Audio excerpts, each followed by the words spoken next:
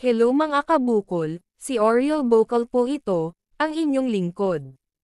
Nadaanan ko ang tatlo kong kaibigan na nag-iinuman at nagyayabangan, sina Bert Ing, Ambrosio at si Jake na isang mestisong Amerikano.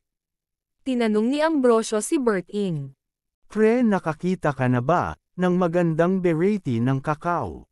Oo gali pre, nakakita na ako dito sa amon bukid ginbili pa namon galing sa Amerika ang buto ng kakao.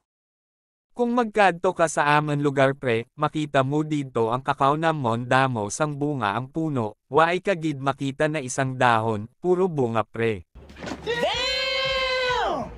Sambat naman ni Jake. Oh really, grab a gid how? Kadamo sang bunga ang kaka, sa inyo. Oo mga pare, kung man-harvest na kami, 10 truck puno gid, lahat. Sana all. Nagsalita naman si Ambrosio. Ay, sa amon pre, gingpalit pa naman ang mga buto sang kakao dito sa Belgium. Kung magkadto kamo dito sa amon bukid, makita ninyo ang kakao namon dito, damo, sang dahon, waay kagid makita ni isang bunga, puro dahon. Biglang tumawa si Bert Ing at si Jake. Hahaha, T, anong klaseng kakao ang gintanom ninyo? Sambat naman ni Jake. Ha ha ha ha, grabe, anong klase ba yan Ambrosio?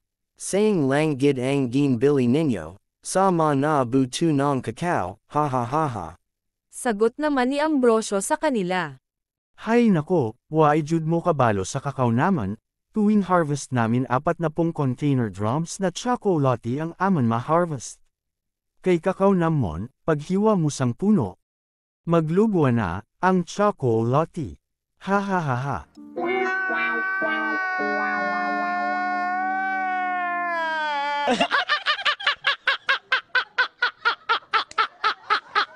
Nagsalita ulit si Bert Ing. Are pre, nakita mo ne, ako kamao, pag may sobra pa diri, makakita jud og ani nipot.